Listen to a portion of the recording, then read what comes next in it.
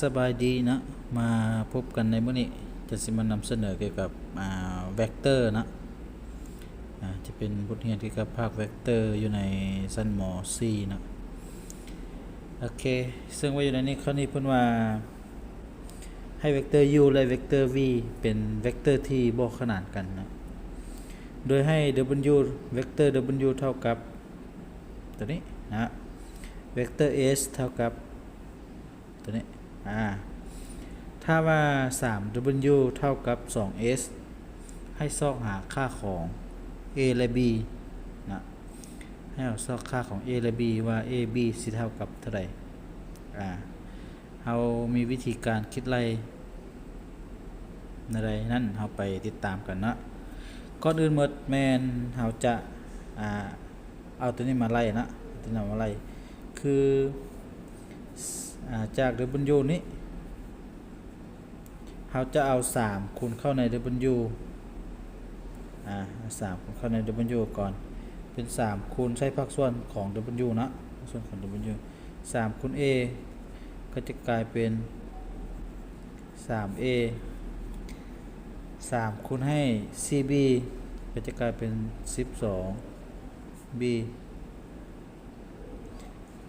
อันนี้คือตัว u บวกกับ3คูณให้2นี่ก็เป็น 6a 3คูณ b ก็เป็น 3b 3คูณลบ1ก็เป็นลบ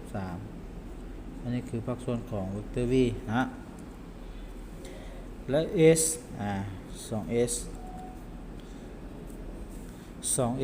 2ของเวกเตอร์ s นะก็คือกันเอา2นี่คูณใส่2คูณ b ก็เป็น 2b 2คูณ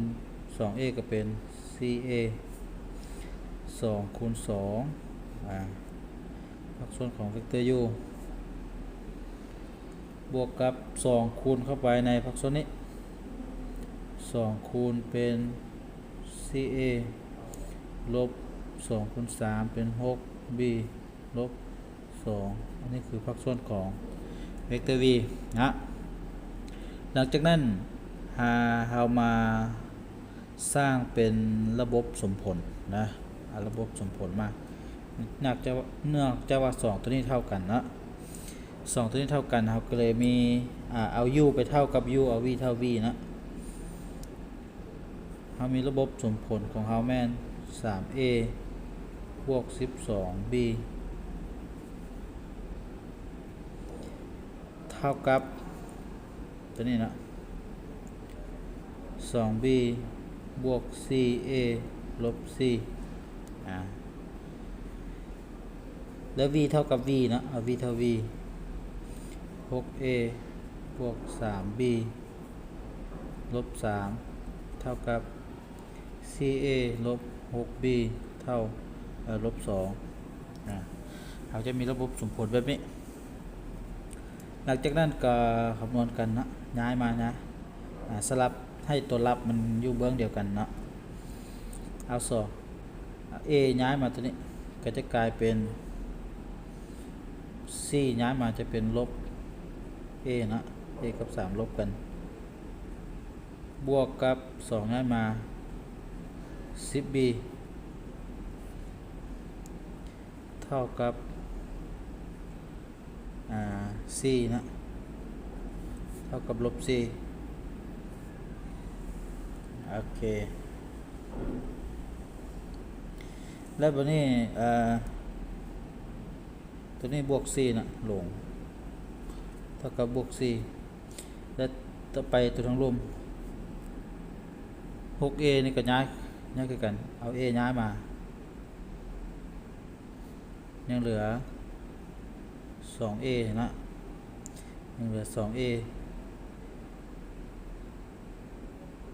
บวกกับตัวนี้ของเราเป็น 6b นะ 6b หลงขอโทษหลายๆ 6b ย้ายมาก็เป็น9b เท่ากับ3ย้ายไปเป็นโอเคย้ายไปเป็นบวก3นะ บวก3ลบ3กับลบ6โอเคต่อมานะเอาตัวนี้ย้ายมาหา2นี่เพื่อให้มันตัวรับอยู่เบื้องหนึ่งเป็นตัวหนึ่งนะอันนี้คือเป็นลบ2ย้ายมาเป็นลบ5นะลบ5โอเคหลังจากนั้นก็แก้ระบบสมผลตัวนี้แก้ระบบสมผลตัวนี้คือ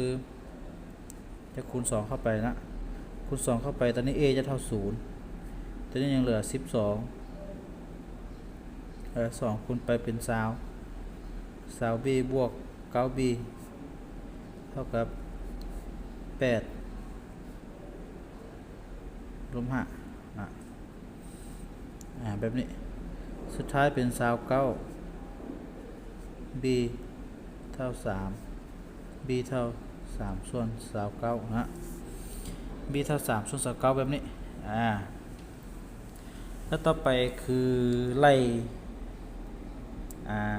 คิดไล่หา a นะคิดไล่หา a ซึ่งคิดไล่หา a นั้นเราจะเอาไปแทนใส่ตัวใดก็ได้นะอันนี้เขาหมายเป็นสมผลที่1มาเป็นสมผลที่2ก็ได้แล้วเอาไปแทนใส่ a แทนใส่ตัวนี้เลยแทนใส่สมผลที่1นะแล้วก็ได้ลบ a เท่ากับลบ a บวกเนาะลงลบ a บวก10คูณให้3ส่วน29เท่ากับ4ลบ a นี่จะบวกกับ30ส่วน29เท่า4บัดนี้เราเปลี่ยนให้มันเป็นเครื่องหมายตัวเลขที่บ่มีเครื่องหมายลบนะ a จะเท่ากับ30ส่วน29ลบให้4คำนวณกันอยู่ในนี้นะในเมื่อคำนวณแล้วขึ้นพูดตัวนี้29คูณ4เป็น30 30ลบนี่ออกมาเป็นลบแสดงว่า a เท่ากับลบ86ส่วน29นะผลของเรามีลบ86ส่วน29กับ3ส่วน29อันนี้คือใจผลของ a กับ b นะหรือว่าค่าของ a กับ b จะเท่ากับเท่านี้โอเคนั่นคือวิธีการคิดไล่ของเวกเตอร์นะหรือว่าเอิ้นว่าคูณจำนวนสเคลร์กับเวกเตอร์นะโอเคพบกันในวิดีโอต่อไปขอบใจมีตัวใดบ่เข้าใจกันอย่างก็คอมเมนต์ลงใต้วิดีโอนะจันสิมาตอบให้ขอบใจ